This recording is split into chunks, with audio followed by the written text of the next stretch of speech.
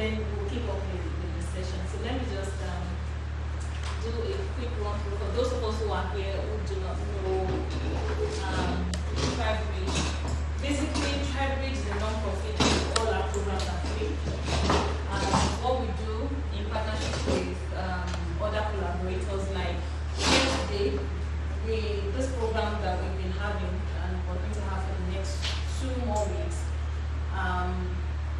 it's being co-hosted by Akanbi, which is a tech education outfit. It's also being co-hosted by Impact Central, which is where we are right now. And then we also have Red Berry Management Consulting Limited as a co-host.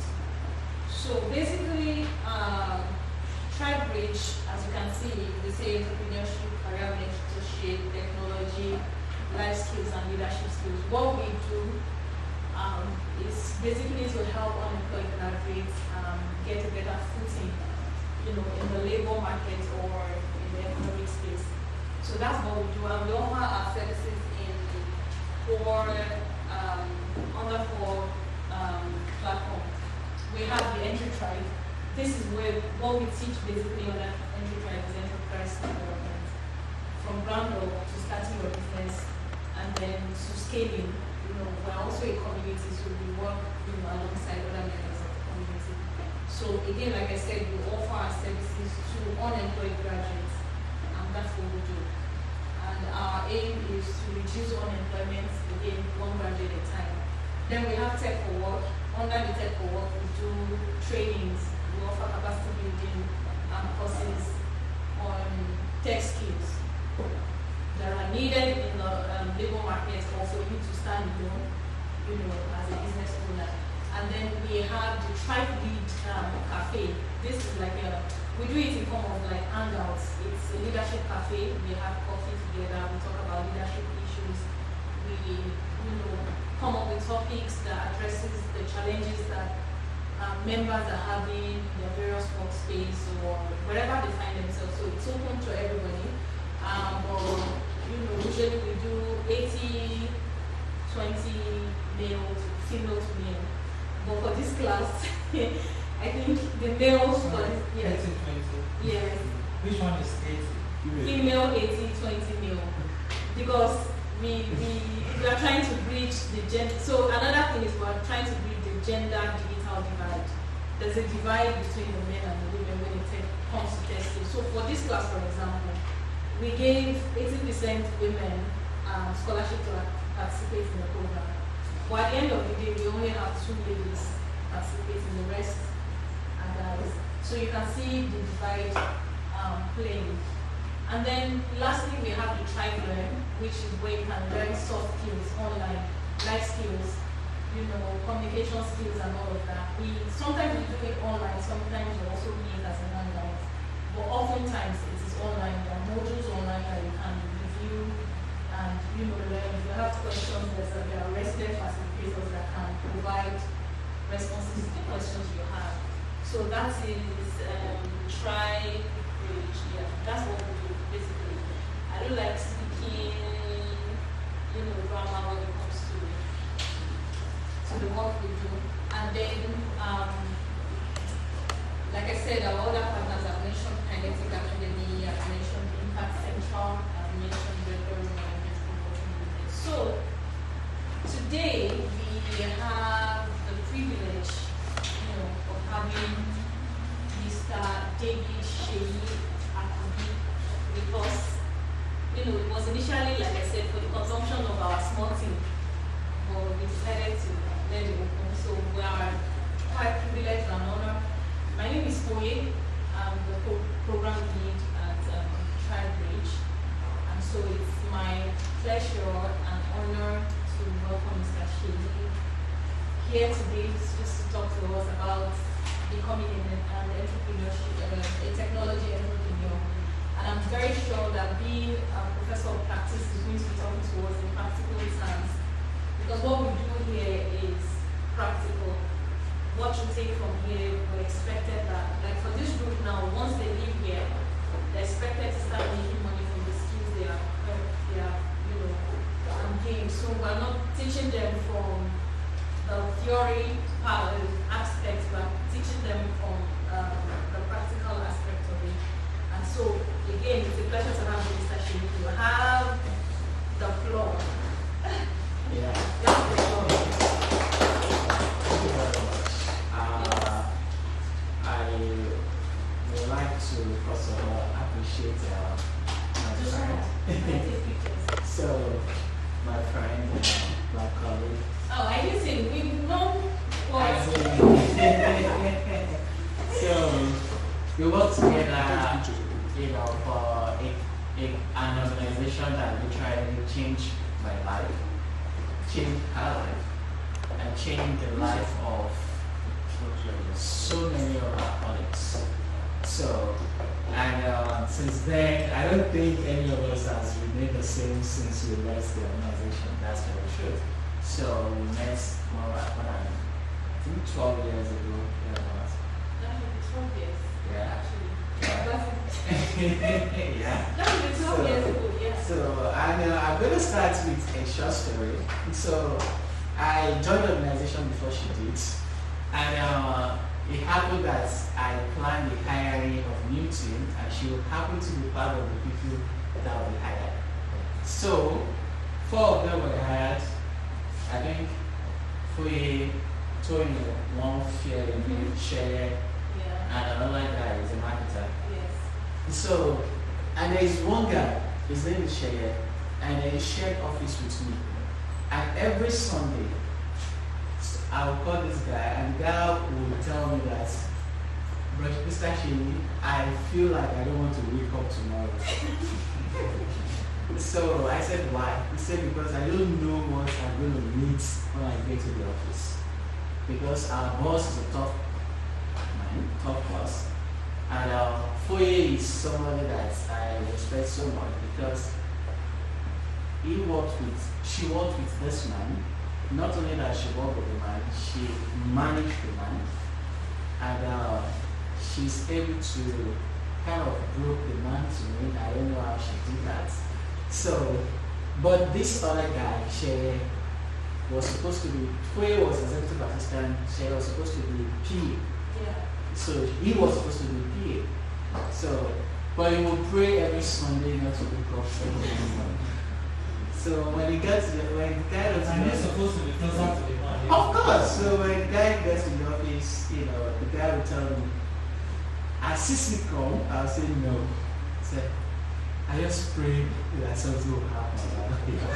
To cut the long story short, the guy maybe he was asked to resign after 1 month. So and he went back to nursery and primary school, private secondary school to teach. And he's happy there. So why am I telling you this story? Sometimes we all think more is better. And in reality, you need to find what works for you. So what works for me may not work for you. So she couldn't survive a month and fully survive, how many years? 6 years. Wow. So 6 years. So 5 years, 11 months. so that is a true life story. And there's another guy. So I get stories a lot. At least this guy's not my student. I get stories a lot. So please bear with me. So the guy was, he's an IT guy. He was hired to be an IT person. He's a good guy. When he got the job, they did send up for him in Lagos. And our office was in Ibadan. And the guy got to Ibadan.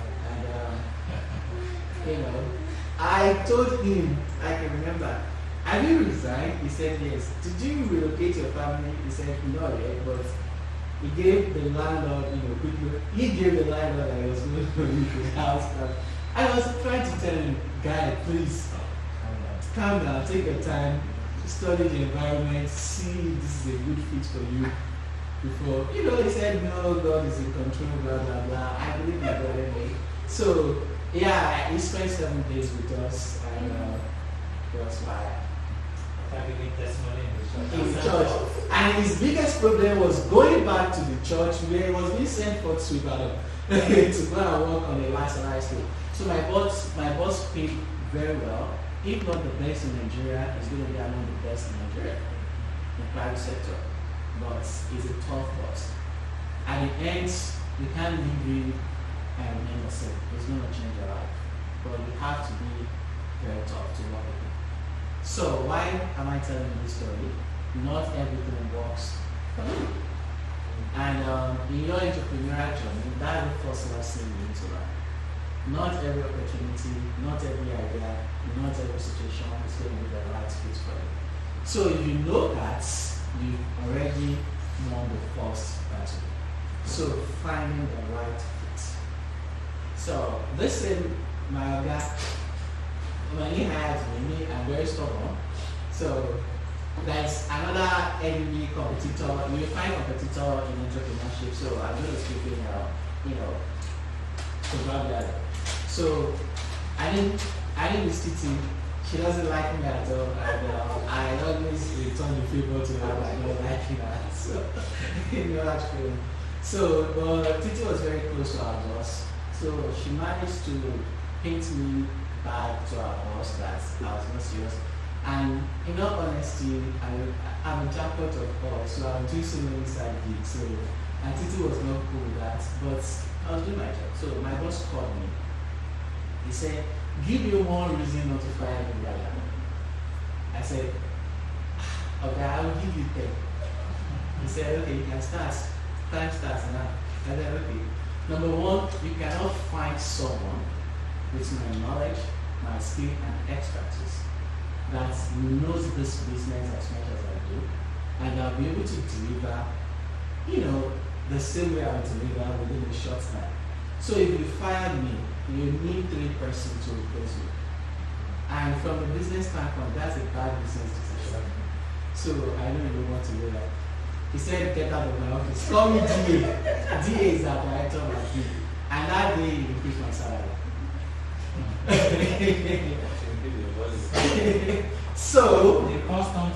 So why am I telling you this story? You can get paid more if you actually know what works for you, the right fit for you, and you know the value you are bringing to the team or to the community or to the organization. So in your entrepreneurial journey, so the first one is the right fit. The second is what you have to offer. So people are not paying for your name. In this age, I see a lot of stuff on social media where people, they want to start a company, they'll be focusing on, no, my logo needs to be like this. No, the brand color needs to be like this. No, the office color needs to be like this. No, so many things. They are good stuff. But the first thing is, what do you want to offer? Then, is it what people could pay for? Then, how can you get people to pay more for that themselves? So that's very important. So in the spirit of that, I'm going to share this with everyone. Let's have one. So, thank you.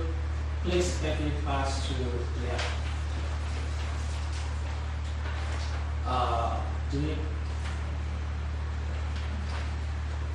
So there's one more. If you need more than photocopy, it is possible. So I want you to write. I'm going to give you the first block, which is first contract, right? First contract. Do you know mathematics as in not right? This is number 1. Let's just simplify it. This is your number 1. This is your number 2. This is your number 3. This is your number 4. So this is your fourth quadrant is your number 1. The third quadrant is your number 2. Number 1, number 2, number 3, number 4. Is that okay? So number 1, I want you, if you can, to draw. You don't need to write. You're going to draw a picture of 1 or 2 accomplishments you are particularly proud of in your life. Draw a picture. It doesn't have to look fancy, and it doesn't have to be technical. Just a picture of 1 or 2 accomplishments you are particularly proud of.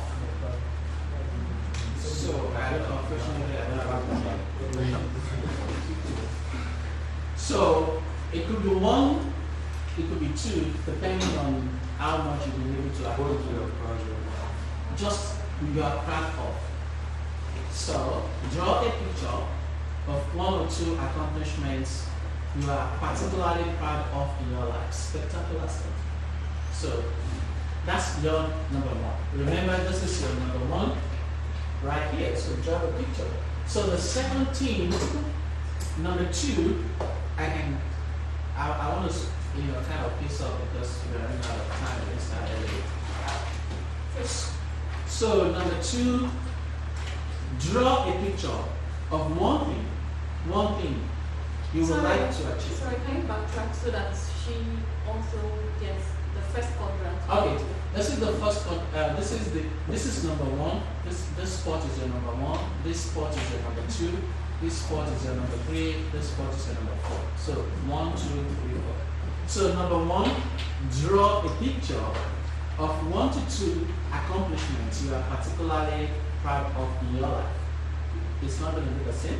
So number two, draw a picture of one thing you would like to achieve right now. That's your number two. What would you like to achieve right now? It has to be drawing. Yes, draw. Don't write. Yeah, that's the thing. If you want to be an entrepreneur, you need to learn how to communicate to the deaf and to people that cannot see. So find a way around it. It doesn't have to look fancy. It doesn't have to, but just draw it. Just sketch. Okay, let's use the word sketch. Okay, don't draw, just sketch, whichever one. Or thumbprint. So whatever works for you. So number two, draw a picture of one thing you would like to achieve right now.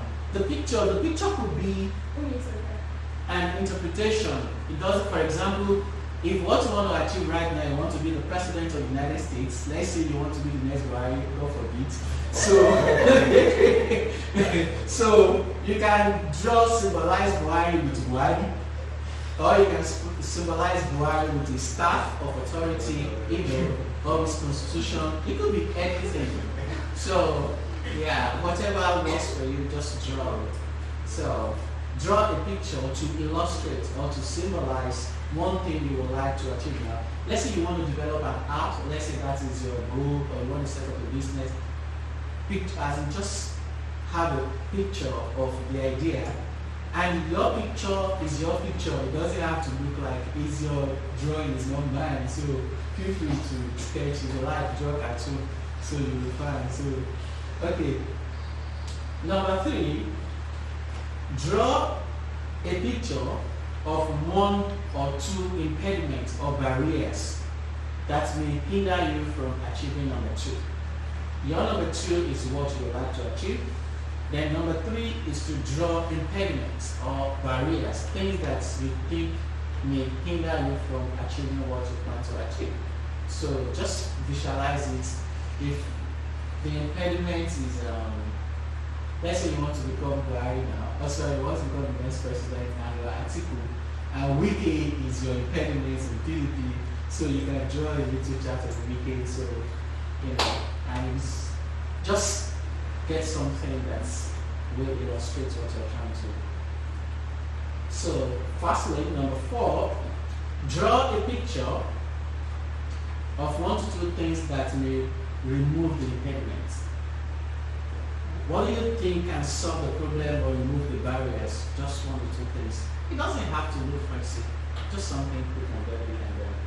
So if you are done, join to 1. Yes, please. Number 1, draw a picture of 1 to 2 accomplishments you are particularly proud of in your life. Number 2, draw a picture of 1 thing you would like to achieve right now. Number 3, draw a picture of 1 to 2 impediments or barriers that may hinder you from achieving your number 2. While number 4, draw a picture of 1 to 2 things that may remove the impediments.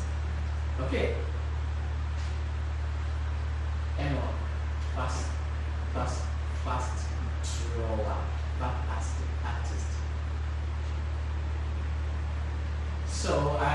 2 volunteers to share their drawing, one male, one female, so that we have gender equity.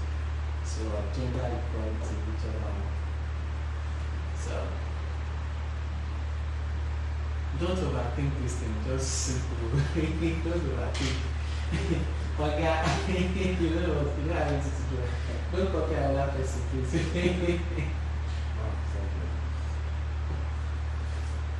So you have 1 more to go. Okay, madam. It doesn't have to look fancy, okay? Just draw it as it comes to you.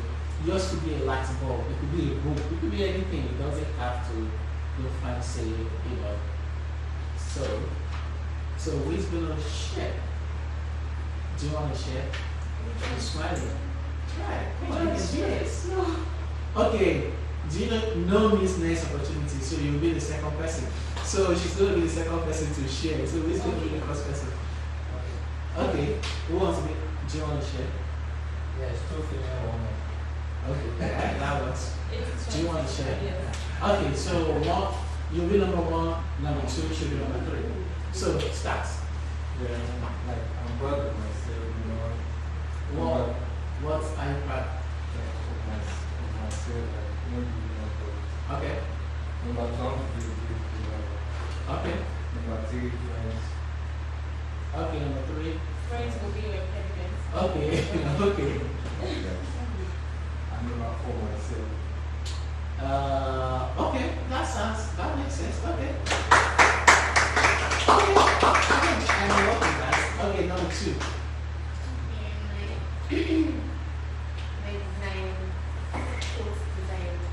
Okay. No, number 1. What's that? What's your number 1? What does that mean? Oh, okay, okay.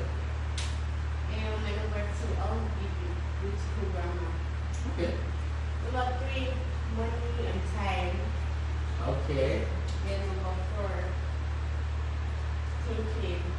thinking outside the box. Okay. Money and time. Those are your good time. Okay, that's interesting. Yeah, madam. My achievement and what I'm proud of is I've been able to teach myself to learn something online and then get some keys and customer experience design. And also what I would like to achieve currently is maybe start by becoming a designer.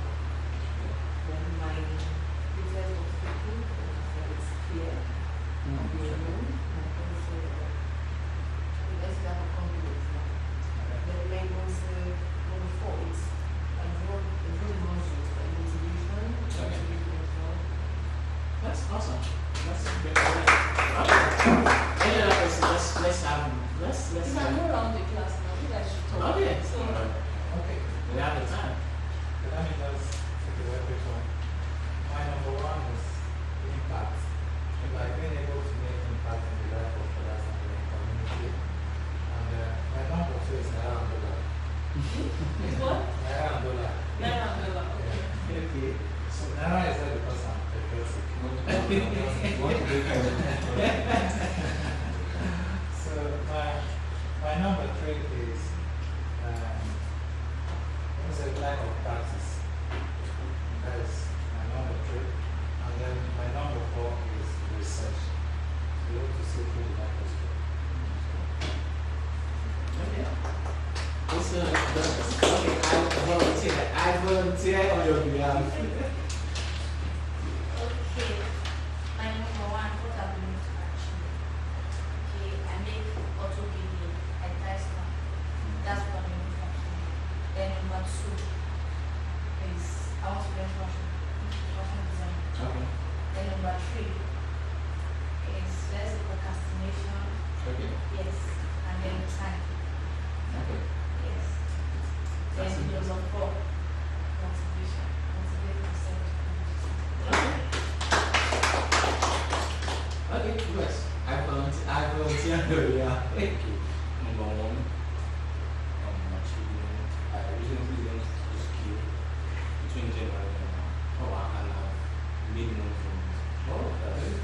anything. Okay. And number 2, a great website design. Okay.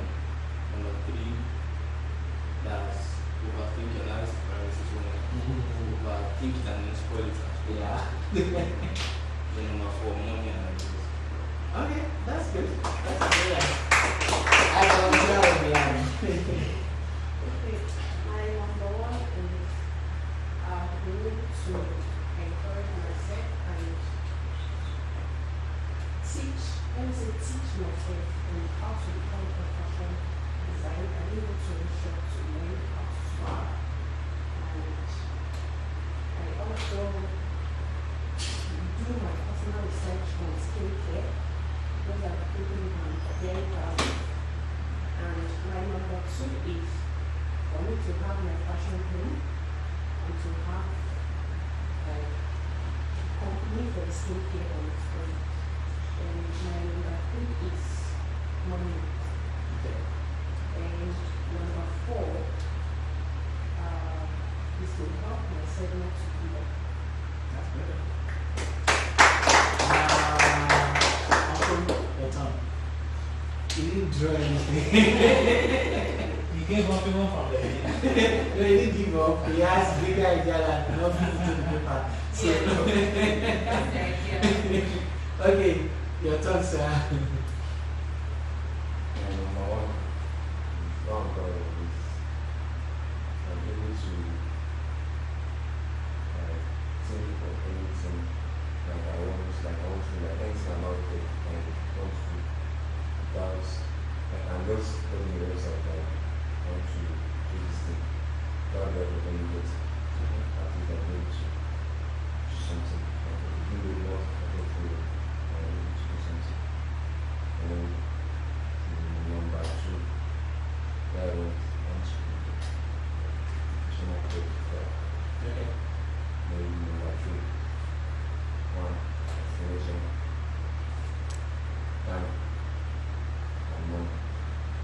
Maybe number 4, execution. Okay. Okay, your turn, sir. Okay, one of the things I consider achievement is I'm happy I'm able to keep myself alive. Wow, really? Trying not to involve in things that are going to be reduce my life expectancy. That's 1. 2, I'm also happy that I have been able to achieve some certain level of education. Then the thing I want to achieve, first of all, I want to venture into full-time tech, like anything that concerns computer and the rest of it. And what's hindering me is money, and what's going to stop the hindrance is money. Very nice. I think we're going to, I am Madam Jones, we want to do it. We will pass it. Everybody like? Yes. Okay, good, good. Okay, why did I ask you to do that? Who want to try? Why? Or to set a perspective. Yes. The thing is, in entrepreneurship, the biggest problem we're going to have is to put things in perspective. Sometimes everything looks so confounded, so complex, and you won't even know where to start, you won't even know what to do or how to go about it. The next rule is learning how to put things in perspective. Now, in putting things in perspective, you know, your number 1 is that your achievement, that is your strength, or something you have accomplished before. So you already have an equity. You already have something that can be leveraged in your entrepreneurial journey. Nobody wants to go into any business that doesn't have anything before. So that's the first thing we need to do. How can I leverage what I already know, or an idea, or remember where we started from? Find a good fit. Not everything will be a good fit for you. Now, that thing that is a good fit for you, how can you leverage that thing to your advantage? Now, number 2 is that what would you like to achieve now? These ideas, or the concept of I want to do this, I want to do that, it doesn't work in entrepreneurship. You have to focus on at least one thing first. You may have 10 ideas, but that is why we discover among the three, it's the only thing that doesn't have one or two. Just one thing that you can achieve at a time. The byproduct of that thing can still be used to accomplish other stuff, but focus on a goal at a time. That is very important because sometimes we dissipate our energy doing this a little, jumping to this a little, or you start a business, it's not working. You now start another business with a already failing business. It's like having a job. You cannot perform. You need to leave that job, you still get another job. So the failure may go with you.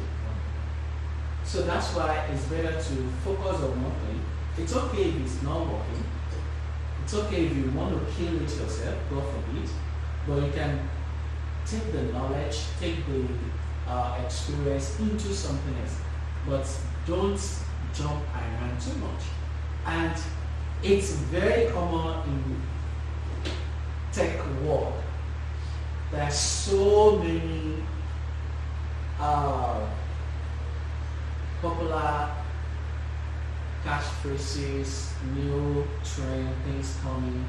You hear Scrum today, you hear, DevOps tomorrow, you hear this and that, you are learning Python, they tell you Java is the best.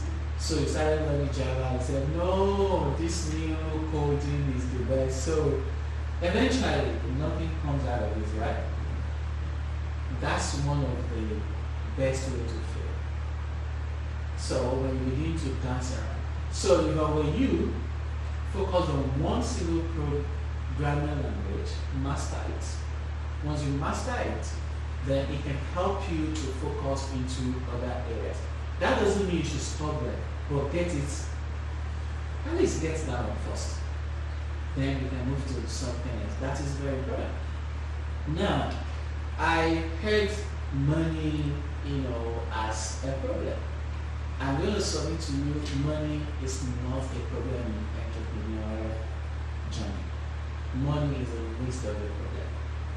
I know people go like, okay, why can't I get something done with that money? I'm going to share something with you after this. No, we'll have question and answer this. I'll share one thing and two things.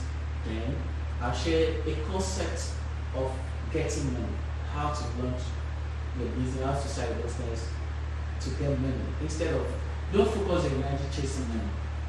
So if money solves our problem, we won't have problem in Nigeria. Because forget about people telling you Nigeria is not rich. That's not true.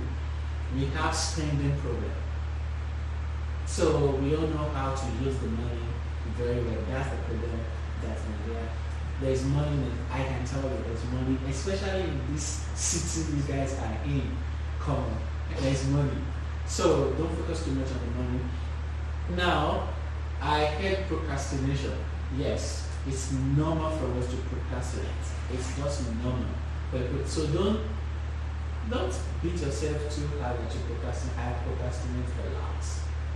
So sometimes the reason why people that want to go into entrepreneurial journey procrastinate is because there's no light bulb. You are still the one driving the dream. When you hit that light bulb, the dream drives you. You will no longer procrastinate. So when you are still the one pushing, you don't know, you don't have the perspective, you don't have a clear direction. That's when you procrastinate.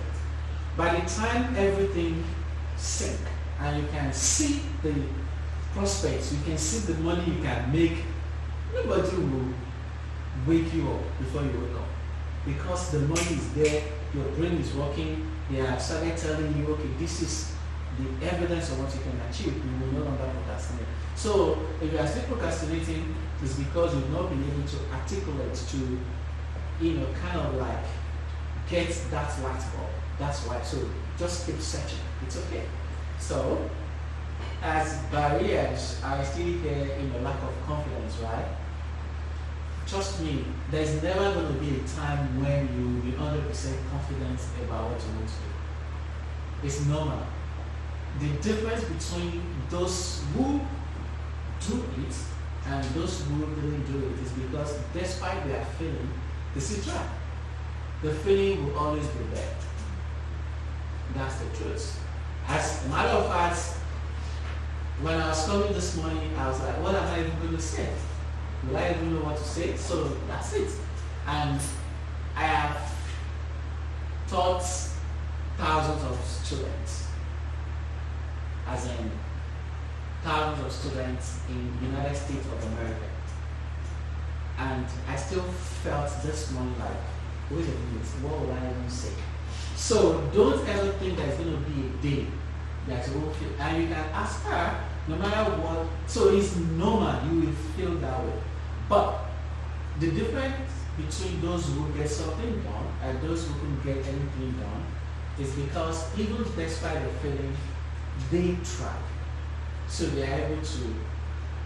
So don't ever think there's going to be a day when you feel that way.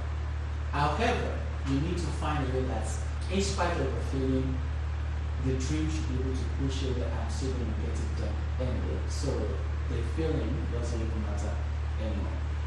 Okay, so let me pause there and answer questions. Question. Yes.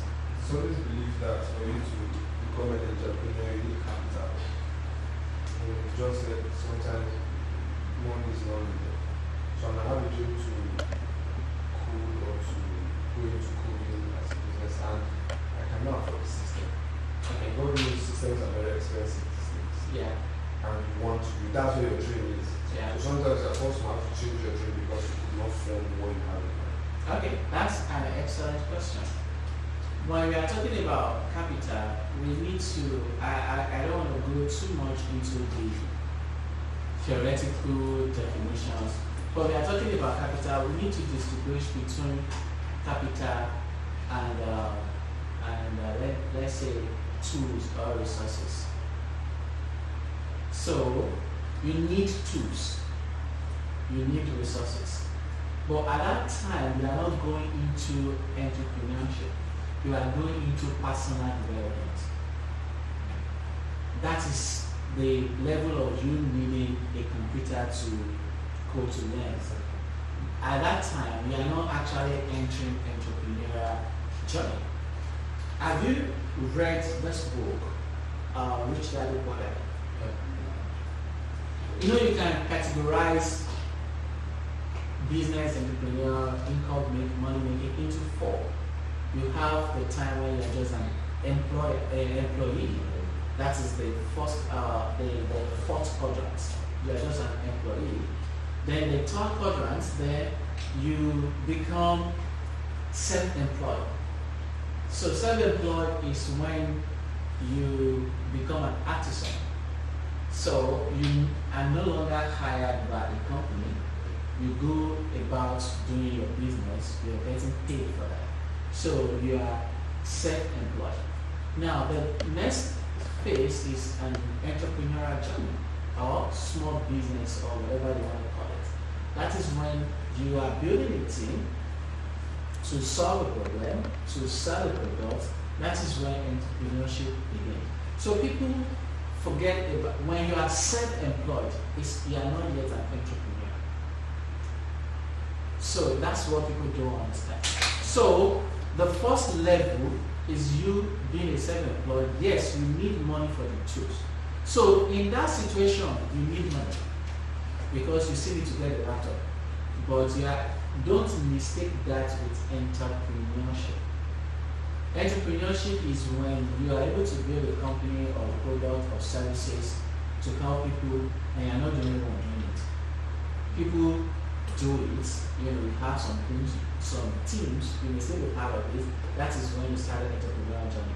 But when you are the one developing websites for people individually, you are just self-employed. So you are just a step away from somebody paying you a salary, right? So you are just paying yourself a salary, you are not yet an entrepreneur. Yes. So, does that make sense? It makes sense. So if you need tools, there are people that it depends on different families. Your needs will be different from my needs. But I help people in my own little way. Like people that want to do something, I may not be able to give you, Mac Pro 2022. So, but I help in my own little way to make sure that the tool you need to develop yourself. I'm not the only one. There are so many non-profits. His organization is non-profit. This is non-profit, and there's so many people. So reach out. As I reach out to people, look for help to develop yourself. Now, when you develop yourself from small business, from being a self-employed individual, to the level where you can no longer handle your clients, that is where entrepreneurial journey begins. You begin to have teams to work with you, and that's where it begins. So, and to correct the impression, money is not the first thing. The first thing is the value. So the value, remember, you're no longer an employee, right? You're already a self-employed. You already have a value, something you are given to people, they are paying for. This time around, you just want to expand it to reach out to more people. So that is when you see that money is not really part of the equation. So the biggest thing is what you want to offer. So that's why people that say that I have this idea, I'm looking for money, they will still continue to look for money. And give them money, after 3 months, they'll tell you the money is not enough. I'm talking from experience. I have family members, okay? So, and on a common side, so I have siblings or cousins. If they want to do something, I go and write a business plan. See me as a venture capital, so it's business, it's capitalism. So write a business plan. So tell me the cash flow analysis. How do you want to generate money? Then how will you pay me back? So I'm giving you that. So I'm not going to take the money back, but that's what I tell them. So just for you to have an entrepreneurial mindset. So did I answer the question? Yes. Okay. Next question. Any other question? Or contribution or query? Yes, sir. What are the challenges with marketing Challenge to face or like to get to where you are? no, we don't want to go there. We don't want to. I don't want to tell the story of my life. Challenges. I don't want to tell the story of my life because it will not be doing it. Let me start from. I come from a very poor, extremely poor family. We a family of 5. We dad, a mom, and 3 siblings. We live in one single room. So for you to know the level of poverty, when I entered GSS1, that was the year 1992. So that's when I, got admission. Entered Nigeria language, we entered it. So I was the last person to pay my school fees. It's 110 naira. So that year, and I was the last person to have school uniform that year. So just for you to know my background. Fast forward to GSS3, when we wanted to do GS3 exam, become junior. I grew up in the States, but from Lagos, Isis, just shortly. Yeah, I actually grew up in Abeokuta, and then we moved to Jebode, Shagamu, then later on Lagos, then Abaja, so that year. So by the time I went to do GS3 exam, I needed to, if you are familiar with Jebode, so Jebode garage, Jebode garage. So I used to hawk ice water, not pure water, ice water every evening. After I do secondary, I got home. Our house is in Ibadan garage. My school is in Imo. It's about 1 hour, 10 minutes walk. So I'll trek to school, I'll trek back home. When I get home, I'll go to get ice block from people that are selling paint buckets. So it's that square paint bucket. So I buy ice block. So we The only thing I had was a cooler that my mom brought from the cooperative, green color.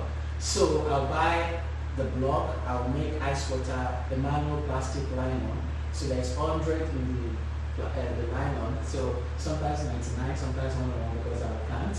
So I'll make ice water. So my cooler will take 33 to 35 depending on the side. So that the paint buckets will take 10 or 7 or 8. So my trip to the garage to to hawk ice water will fetch me 40 naira to 44 naira thereabouts every day. This is just the background. So for me to raise money to pay my gesture exam, just for you to know my background.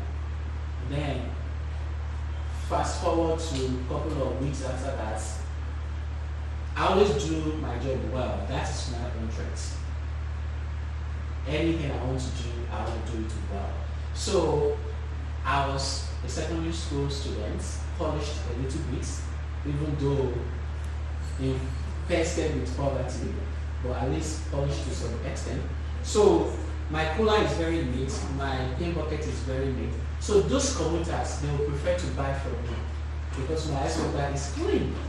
And I will put some phonetics into my own advertisement. So, people will just buy from me. So there is one man there, which is the head of the garage. His name is Babakose. So Babakose now started telling me it's key to sell ice water. They will not buy from his kids because they are not well dressed. I will dress, but I'll still wear my brown knicker, then with my white entire sport shirts, that's in so look fun. But his own kids will not dress well, so those people will buy from me. So that's when the man, banned me from coming to that garage. So there was a particular event, he chased me, I nearly ran into, a trailer going from Jagodi to Ibadan. So I crossed to the covert in between, that, my district. So, and I found 50 naira in the floor. So, and my total ice water is 48. So that was the end of the business. So fast forward to 1998 when I wanted to write my WAEC. The total for the WAEC was 1,240. So the whole of our family, left, right, center, could not afford 1,240.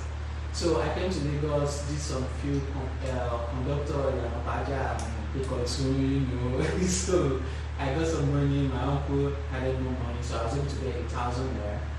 When I got back to Abeokuta, I didn't want to spend the money, gave it to my parents. So I went to quarry in Abeokuta. So that's why I don't want to bore you with my story.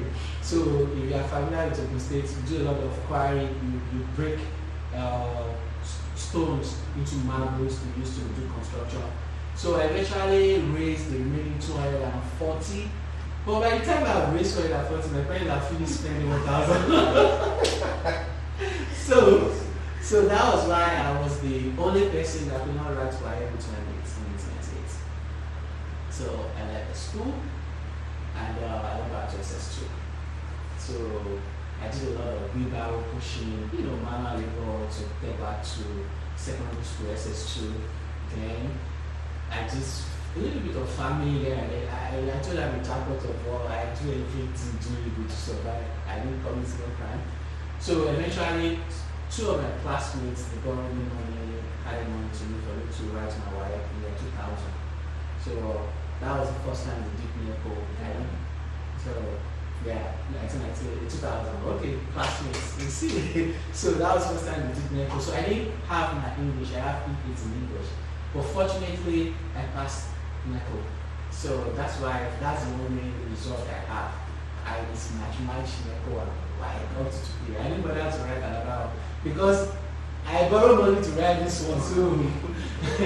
So after I wrote the exam, the result came out. I did well, at least.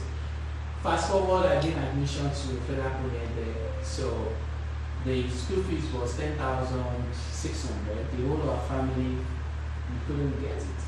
I was the best student in my class, 2000 to 2001, then I dropped out because I couldn't continue my education. So that's why I don't use my story as a normal story for other. So I'm not going to tell you everything in between, so let me just fast forward. But today, I have a company of my own as I consult for 2 US federal governments as tech consultants. I consult for World Bank. I consult for Edward Jones, is one of the third biggest investment company in the world. So today, and I'm a professor in the University of District of Columbia in Washington DC, and I'm a professor in the University of Maryland. So now, coming to number 4, everybody says that you need motivation. You don't need motivation. Nobody is ever going to motivate you. So if you are waiting until you're going to get the motivation, you are wasting your time. You don't need motivation. What you need is something that is big enough that will drive you. So you need to just to get there. It's a state you get to, and that dream begins to drive you. So you don't really need one because nobody motivated me. I don't know. Nobody motivated me. So that's enough about me. So did I answer the question? Any other question? Do you have a question? If I am Gender equity, do you have because we are in this age of gender war, so let's balance it. What do you guys you try to make it clear that to become an entrepreneur, you have to be your own motivation. You have to be the one who sees the dream and all. But it's not something easy. Of which I know sometimes it's a very difficult thing to do. Okay. Now there are few times where when you approach some pitfalls, you meet some challenges, you get hit the wall and all. And yes, in as much as you have to try to look at your situation and want to leave the situation, so you try to motivate yourself. What are the other things that you would recommend for someone to look out for to be able to improve or increase their need to become better in technology? Okay, this is what I tell my students, and it's the bitter truth. Well, anyway, the fact I say it's a bitter truth does not mean it's true. It's just my own opinion. So this is my own opinion. For you to actually do well in entrepreneurship, you need a paying job.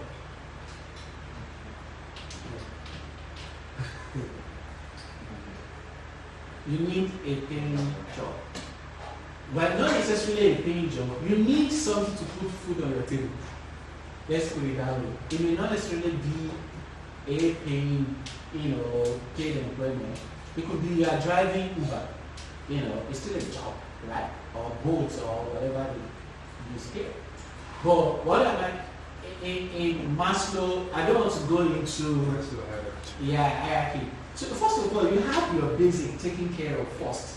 Now, let's do a quick survey of the biggest entrepreneurs, tech entrepreneurs in the whole world. We'll be talking about Bill Gates, we're talking about Tim Cook, Tim Jobs, we're talking about Mark Zuckerberg, right?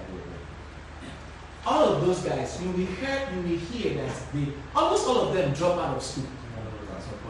Yeah. But you know why they drop out of school?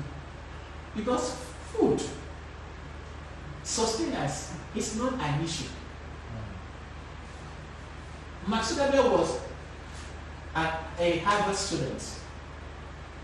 He started coding age 13 or 12. Huh? Okay, how did he get money to buy a computer that year?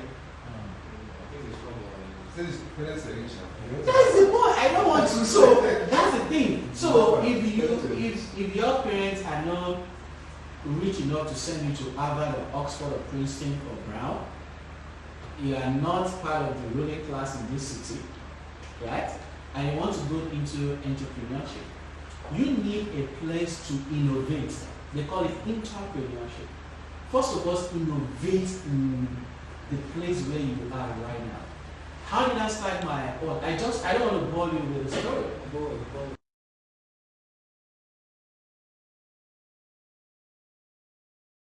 So I think what changed? This is what changed my life. In the year after I dropped out of Polytechnic, so I didn't even have transport fare to go back to my parents from the school. I was trekking. Yeah. So when I was trekking, I believe in God, I believe in Jesus, I pray. I know not everybody believes in that, but that's my faith. I don't, So I was trekking and I was praying, God, please send me an angel.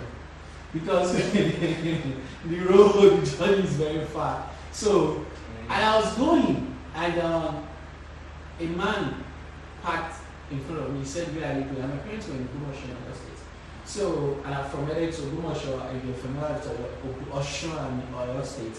So, because we move a lot, we're very poor, we just, So, then the man parked beside me, and I said, "Where are you going?" I said, "I was going to Ogumosho." He said, "Come in." And he didn't even talk. He just, as in deep through me, he said, "Where are you going?" I said, "I was going to." He said, "Enter," and I entered. The man didn't utter any statements until it was about 45 minutes to 1 hour's drive. He didn't utter a single statement. So we got to where I was going, he dropped me off and he zoomed up. Hey, there was a light go on my head. This man was an angel. I don't think he was a human. And you prayed for an angel, but you forgot the idea already. That's the thing. So he dropped me. He didn't utter a single statement. But immediately the man left, I started feeling I started becoming very uncomfortable. That, wait a minute, what just happened here? So now, that was July 2nd, year 2001.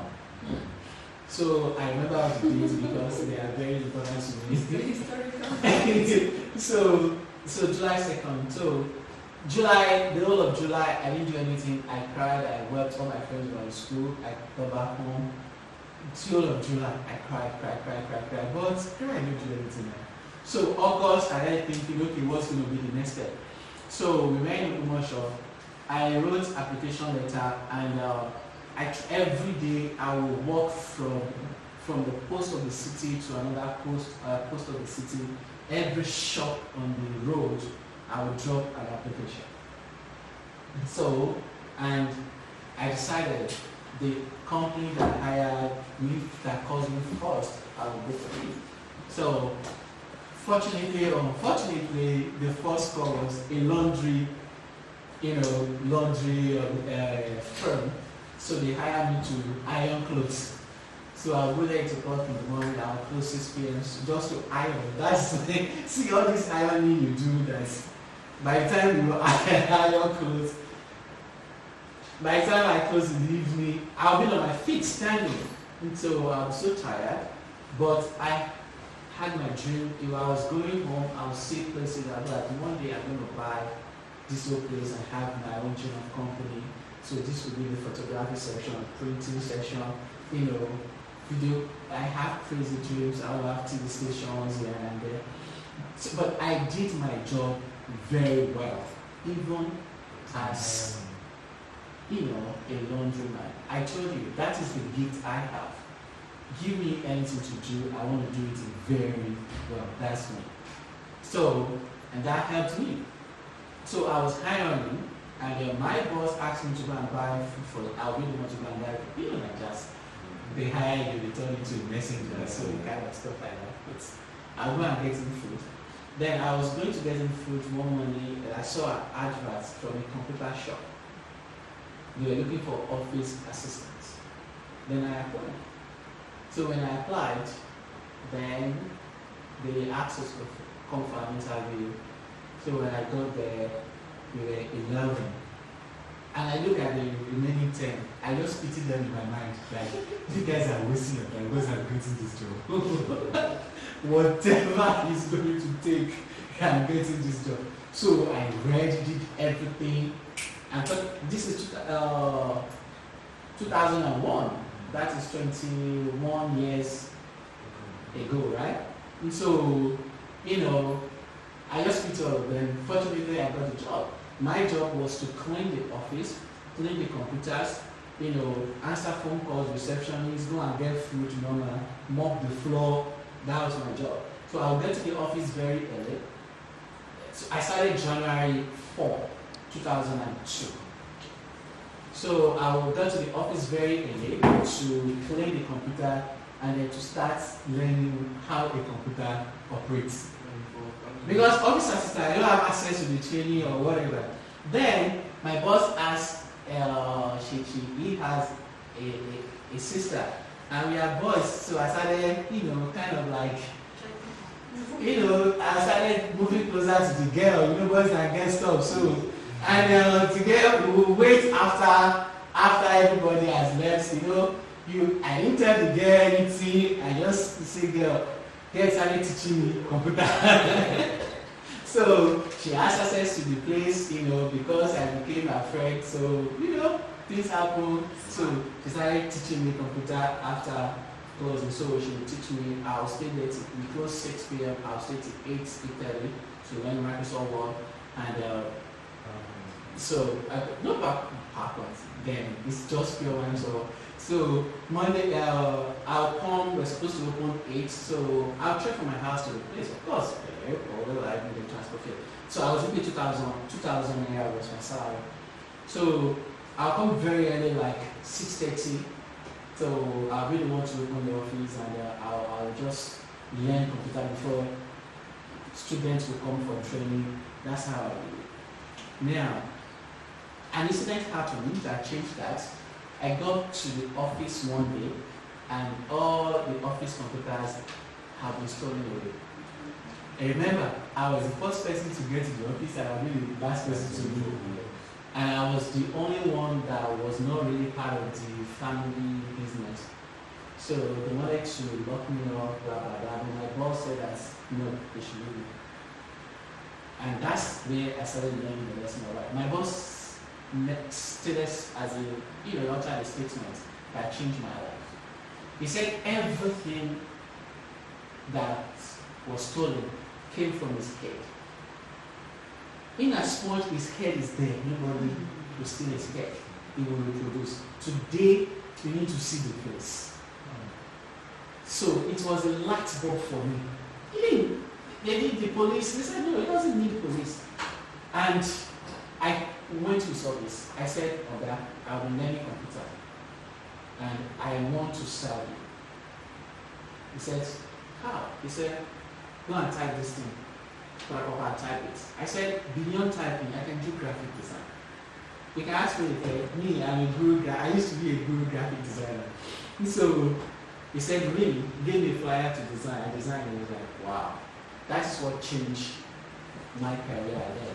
So I combined, I was still an office assistant. It didn't change my position. It didn't change my payment, but it gave me more responsibility. I started training students. And I didn't know that we entered the organization same day. I was an officer assistant, they were students. I started training them. So the lesson I learned is that whatever you want to do, you do it well.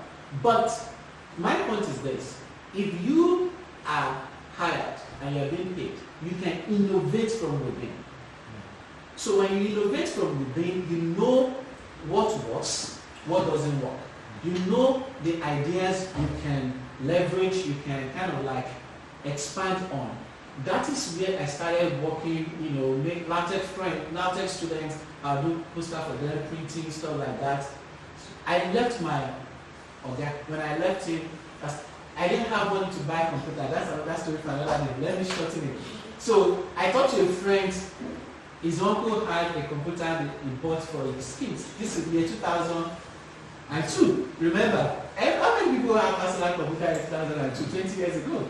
So this uncle of my friend has a personal computer for his kids, and I went to him, please, I want to borrow your computer and be paying every month to start the business. That's why I said everything is not about money. And the man was like, you really? I said, yes. So he gave me the computer for 3,500 naira every month to use to start my business. So the only thing I had a small place in our house, like a small room. So I begged with my parents to let me use the place, and they agreed. Then I have this generator. My dad had this generator, that's at the top of my neighbor, that's small. So yeah, it was 40,000 naira then. I remember it. So So that was the only thing. So I borrowed the computer. Then the computer, the floppy drive wasn't working, the keyboard was bad, the mouse was bad. So I was paying 3,500. I went to my pastor, and my pastor also had a computer. He's a computer science professor, lecturer in Lautech. So that's, Pastor, please, I need a monitor. So he gave me a monitor. Then I went to learning, I bought computer case, ordinary case, and keyboard and mouse. So I have one half-functioning computer, an ordinary case, there is nothing inside. But if you enter the place, you would think there are two computers. How many people have computers in my environment? So I was the king. So I bought floppy drive, I changed the computer. So I started computer training. That's how I started. That was July 20. Is it July? Yeah, July. So I targeted students that were finishing their Y. Yes, it was around June, July 2002.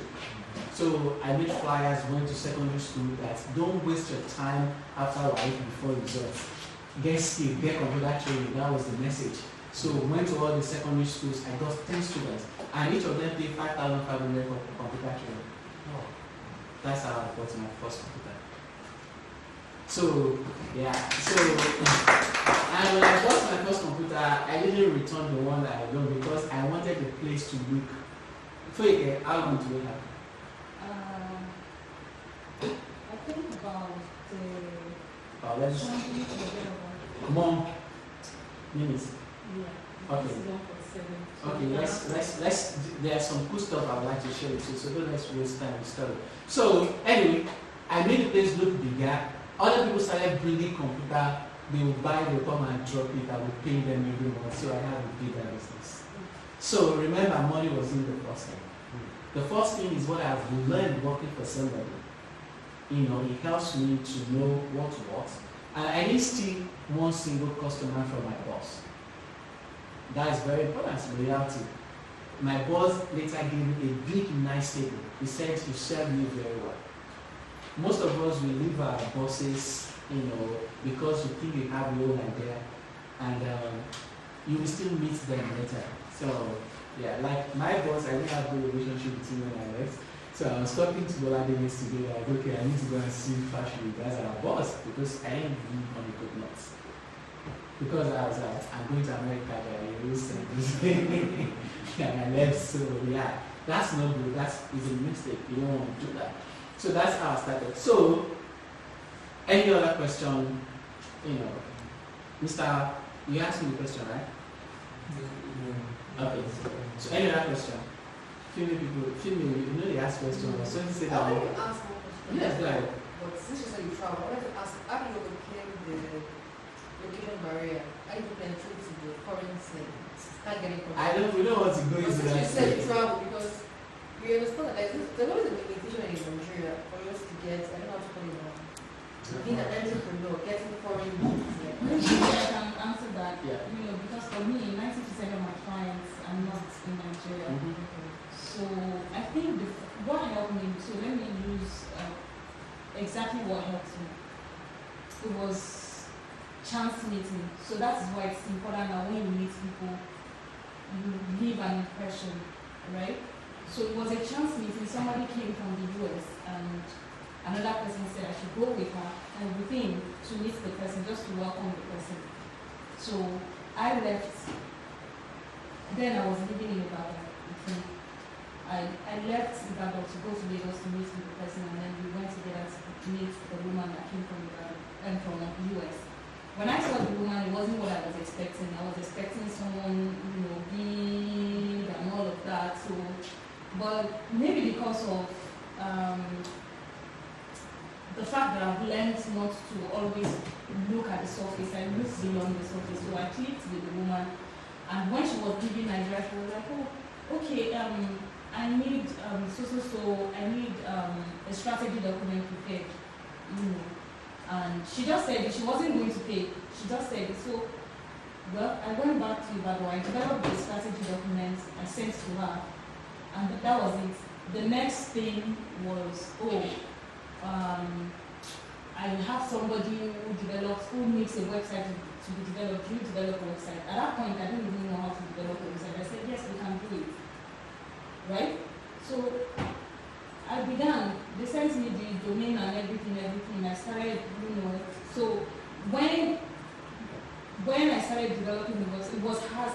websites that I used in learning how to develop websites. So I did it well, and before you know it, almost the general overseer of their church, who is a white man, I developed all his company's websites. From there, members of the church, from there, other businesses. I mean, when we started the boot camp, I was showing you the websites of psychiatric hospitals that we support in the US. Those were people who came from referral. They saw a website and they said, who did this for you? This is it. That was how it started. And then from the US, we went into Europe. People say, okay, maybe they traveled to Europe for a program and say, oh, your website is nice, who did it?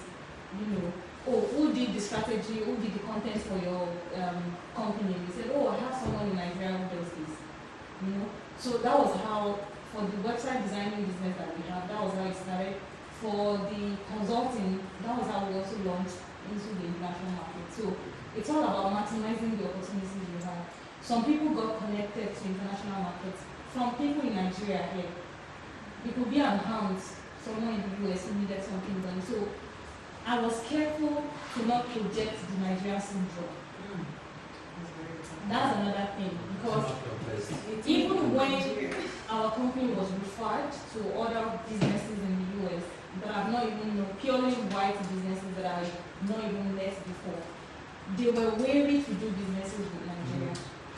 Right? They were like, you know, you tell them we pay 75% of funds, if you don't pay it, you are not doing your job. They don't want to pay it. And I said, okay, I stood my ground, you know, but that's because I've been able to do work for other people who could attest to the fact that, yes, this is not the typical Nigeria way of doing business. And it doesn't come without a price as well. My team don't sleep. Me, I don't sleep in the night. Most of my team don't sleep in the night as well because of the market that we serve, right? The time difference. So we pay for that. Coming to the office there, sometimes I come at 10 o'clock, 12 o'clock, you know. It's not because I'm being lazy, it's because I have worked the work that I want to do. Me showing up physically in the office is just fulfilling righteousness. I have made my money over the night, I've done my job over the night. So you always want to leave an impression wherever you go to. That's the first thing. You don't know where the clients will come from. And when you're given the opportunity to do the job, do it well, more than the people over there will do. Because they also have issues of personnel over there. They don't get the best of what, that's why they come this way. At least I've been able to understand that. So you need to, you know, always cherish relationship, and you don't know, that's, you know, a practical example of how we learn right from here. Thanks. Let me piggyback. I think I have a follow-up question to that. Sorry. We'll take before that. Let me piggyback on what you just said. Now, the strategy document she did. Let me tell you where she learned the strategy document for working with fashion. Exactly. That is what they call entrepreneurship. When she worked there, I started the idea, the whole planning of the business school. You remember, myself and Shegun. Yeah. That's how it started. I left. As I left the organization, she designed about the business school, everything, proposal to what buy, how to get funding, why she was working with somebody. So that was why it was easy for her to draft a very good strategic document. Now, if there's anything you need to learn, is wherever you are today, there are things you can do very well that will add value to you when you're thinking of your next level. So, the first question. If you have a product as a Nigerian or an African startup and you want to enter the international market, a solution that is already provided over there, and there's even the belief that the solution is better done there. Is there like a structure? So I understand that you had a chance meeting. So if you don't have a chance meeting, if you don't have a previous relationship with someone which you can leverage, is there a structure to follow to break into an international market, offering a solution that is already offered there? Okay, now that's one of the things that Nigerians get wrong. Number one, your products, even in design, even in security, I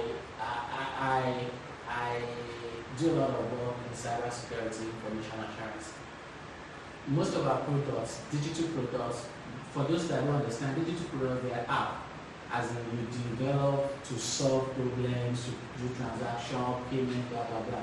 They cannot meet the the standard, the ISO standard, the FEMA standard of the United States, or even the Europe, the new GDPR standard of Europe, you can readjust that because it starts from the government, right?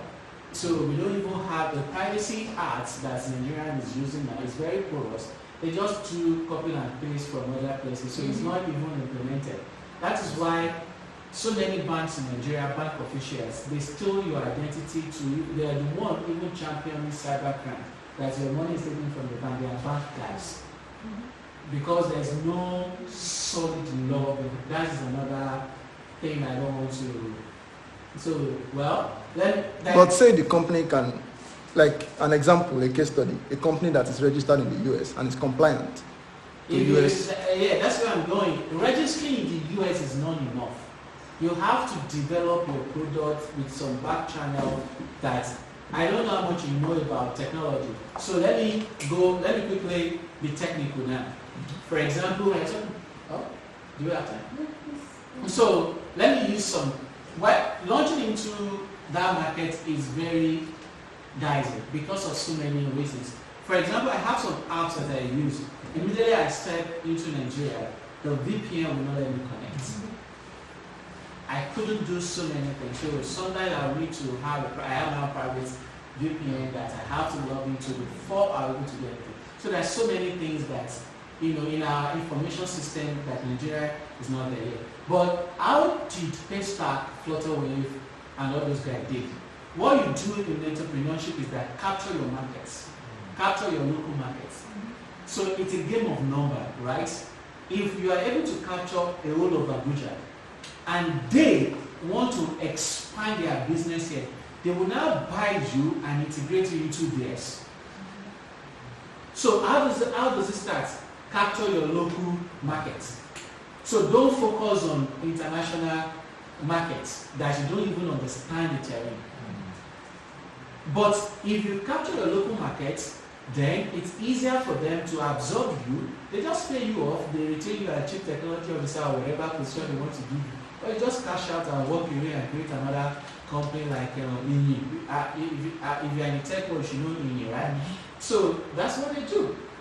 So first thing is that have a product that is localized.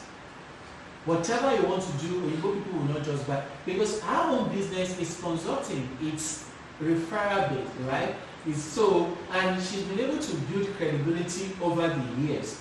Yes, but if you are looking at entrepreneurial products, digital products that you want to scale eventually, numbers are your friend. So the number of daily users, the number of transaction as a successful transaction, then the number of financial execution. How many people, not everybody that logs in will do anything on the app, right?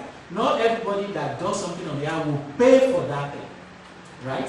So what you do is that you get the number of people that, the people that log in, the number of people that still operate on the platform, the number of people that actually pay for those services. Those are the things you need to track.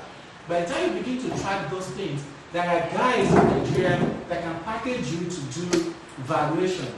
So they will help you value your company, then you can start talking to angel investor or small venture capitals to raise funds so that you can build up an image that attractive to foreign investors. So image is everything, but you have to build your product to some level. Currently we are now working with some guys I forgot to mention to you. We are developing student information system for Nigeria market. Universities, colleges of education, polytechnic, secondary school, software that they can automate their operation. Now, I'm not going to focus on the US. There are 1,001 in the US, but I know Ghana needs it. I know Cameroon needs it. I know Kenya needs it. I know Republic of Benin needs it. Togo needs it. And that is already millions of people. And if I have 1 million users already, then I can talk to Blackboard, the flagship producer of campus management and learning management system. They can now absorb me and pay me a lot of money. So I don't need to worry myself going to talk to them, but I have the numbers to negotiate with. Does that make sense? It does. Thank you. Yeah. Sorry, and I hope that you know that tech entrepreneurs don't actually retain their products, right? They are called entrepreneurs because once they develop a sustain, they exit, Yeah. they sell it, Yeah, and they exit. move on to something Something else. else. So, Or you can stay if you want to stay with it. It's Yeah. fine. It's and okay. even with the website that we provide for the US market and the Europe markets, we had to, I personally had to learn the laws, especially for the medical sector. I had to do a course on IPA compliance. Mhm. I had to do it so Yeah. that when we build websites for them, I'm building with that compliance in mind, right? You have So, to hyper, FAPA, yes, I have to do all of those courses so that GDPR and everything. Yeah. There's there a are lots. lot. So once you launch into the market, you just need to familiarize yourself with the laws and the compliance requirements, and then you're able to fly. Yeah. Any other question? Any more question? Okay. 5 more. No, please. You're going to give us one after. There are things I want to share with you that I think will help you. Now, I'm going to use maybe one or two companies as an example. So I'm going to use Abeg. How many of you guys know Abeg? Okay, good. You don't know Abeg? No, okay. Uh-huh. So what about Kuda Bank? Okay, good. I'm going to use them as typical examples now. Now, how many of you, let me know, are you familiar with marketing at all? Marketing, business marketing? Anyone? Okay. Now, can you help us understand what positioning is, product positioning? What is positioning? It's a kind of putting the product in the mind of you already know what your audience or your customers want. So you want to putting the product out there in such a way that it will attract the required target audience that you want, that it will appeal to their emotions. Because basically that's just that's fantastic. Thank you very much. So okay, good. Now market positioning, market positioning aligns a lot with business model. This is a key course in strategic management. So I teach strategic management. So, but I don't want to bore you with I just want to don't let me bore you. Huh? Oh, well, I'm part of NIM a little bit, so yeah. I'm part of NIM. So anyway, and we are going to NIM, Madam. Oh yeah. Yeah. So the former president of NIM, she's also like my mom, so she lives very close. So anyway, so now there is what's it called? Market positioning, which very aligns a lot with business model. What does that mean in layman terms? Every business, they have specific things they are known for that is tied to how they make money. What they are known for and how they make money. What they are known for is the positioning. How they make money is the business model. So every business is tied to that. Look at every business. Let me use newspaper as an example. Newspaper companies, newspaper companies are known for news and but how do they make money? Do you think people buy newspaper? They make money from adverts. That is why despite this digital trend, digital eras, they still continue printing the paper. Haven't you wondered that why wouldn't they stop printing all this paper? They are printing the papers because they have to send the papers to people's house. The essence of sending it to people's places for you to see the advert in it. So that is how they make money. They make money from the advert. They are not making money from the unit of paper. So that is positioning and business model. So every business, every company has that. For example, let's look at bank. How to bank? Do banks sell Buburu and Ekpa? How do they make their money? Banks. Bank charges, exactly. High interest on loan. That is how they make money. So that is the, positioning and business model. Positioning is what you're known for.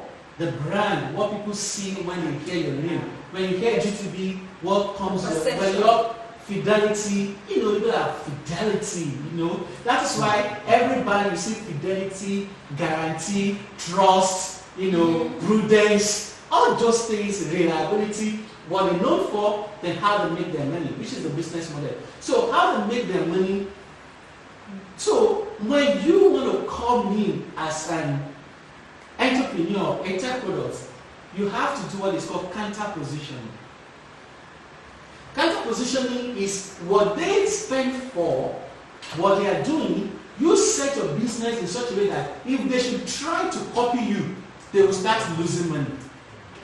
That is the only way you can thrive as a young entrepreneur, that they will not swallow you up. That is why GTB cannot compete with Kuda Bank. Because GTB charge a lot of money on interest, on our transaction fee. Kuda reduces their own. So if GTB should try to reduce it, they will crack. So that's why they can't compete with Kuda. Because something you'll be wondering, that is why I beg, they simplify transaction. You can send money with 5 naira transaction fee. If you want to use access of GTB, it's 26 naira. So I think that is no-brainer that I will go for. So it is called counter positioning strategy. When you look for the big organizations, you see what they are known for, and their business model, how to make their money. You now position your business that they cannot copy you. They should try it, they will crash. There is one bank you should look out for in Nigeria. It is called Parallax. It's owned by, it's not owned by Christ Embassy. So their own strategy is that zero transaction fee. Huh? Yeah. So now, because if you do that, the bigger banks will not bother to, they will leave you alone. But if you don't want to do that, you don't have the money, you don't have the experience, you don't have the tenacity to fight them. So you have to face another direction that they are not facing. That is counter positioning. Go and read about it. It will change your entrepreneurial mindset. So how is the bank making their money since they don't collect? You need those Kuda. They collect, they reduce it, and they don't have branches, they don't have this thing other people have. They're not paying rent. They are not paying rent, they are not paying for space. So, yeah. And GTB cannot just do that, they can't just close their branches. For instance, it's only one or less. So they are maintaining one office space. But if you look at Access Bank, for instance, they have about 20 of them in so they pay over. So that's the thing. That's counter positioning strategy. How many of you, let me tell you the story of Netflix. Everybody knows Netflix now. Now, there's a company in America before, they call Blockbuster. Yeah. So now, the guy who went to Blockbuster that please buy, we want to do Netflix. Come and have 80% equity so that you can use your name, Blockbuster. Who will watch TV online? So our Blockbuster was making their money by charging late fee. If you rent video cassettes from them, by the time you return it, they will charge almost everybody with default. So they will charge you late fee. So Netflix started with no late fee charges. There's no way Blockbuster will copy it because that is where they are made. So their business model centers around, charging late fees. So Netflix just said no late fees, and that is what killed Blockbuster from 1,700 locations in the US to I think they have only 7 now left. They died in natural death. So, and you have to be very careful because you know what? If you hire a bigger bank, bigger organization, and you cannot just compete with a smaller board, you can also create a subsidiary like a LAT by Weber Bank. Yes. So that's it. So they have another product entirely that will not compete with a traditional Wema, but they also go limbo. They have their own streamlined transaction that can compete in entrepreneurial. So because if they don't do that, they will be phased out of business. If they like, they should add 10 individuals to their.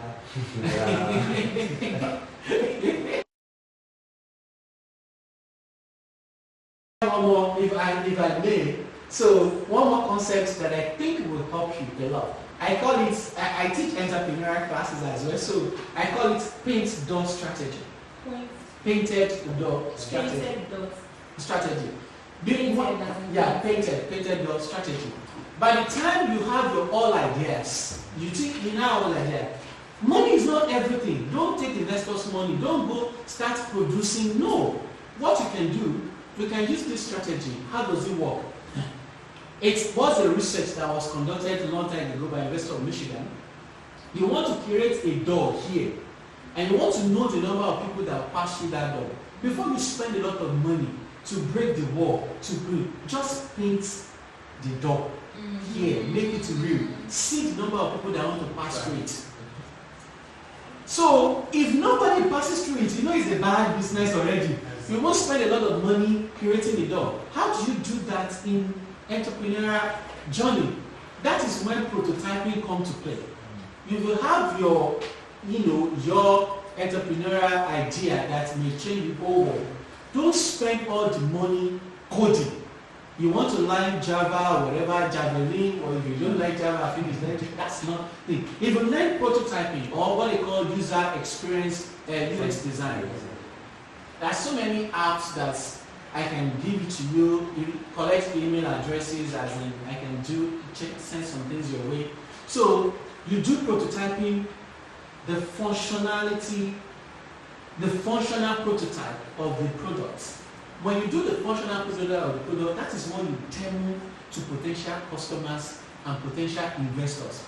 Most successful companies, people pre-order before the product is ready. If you can successfully create a prototype that will show the functional features of the product, and the app we want to do, we're not going to spend millions, $100,000 to develop. We develop the prototype. We now go to the school. We want to help you install this thing to solve your problem. So are you interested? To the sign up, you collect their email addresses. So you do that. Then, if nobody is willing to pay for it, know that they won't pay for it when it is ready. It's very simple. Please remind me to collect the links from him. So there are so many prototyping software you can use. There is Figma, created by Google. There is Adobe XD by Adobe Products. There is Mock Plus. There is Sketchflow. Yeah. Sketchflow. Huh? There's Sketchflow. Sketchflow from Apple side. So there is Axopr. I love Axopr. It's a new software. I was just playing around with it. I'm like, wow, this is brilliant. It will give you the way the app will function as if it is already built, of which it hasn't been built. And you can actually show it on your phone, give the link to people on their phones, and they will play with the app. And be like, okay, are you willing to pay for this? So that is a painted door strategy. If you can do that, you'll be able to know if your business will thrive or not. How can you do that digitally? Create a website. What's they call the entry port of your website, as in the splash. So landing page. Create a landing page. It's true now. So when you create a landing page, they're hearing you. yes. So now put your app there. Don't tell them the app is. Don't put coming soon. This app does so. For demo, click here. You will see people started clicking here, sending email for you for demo. You should know that you have a business. If nobody requests for your demo, so if you want to pray, thank God, Tim Joshua is dead now. I recommend go to Tim Joshua. So wherever you want to go to, then you can go or rethink your strategy. So instead of spending a whole lot of money and people will not appreciate it.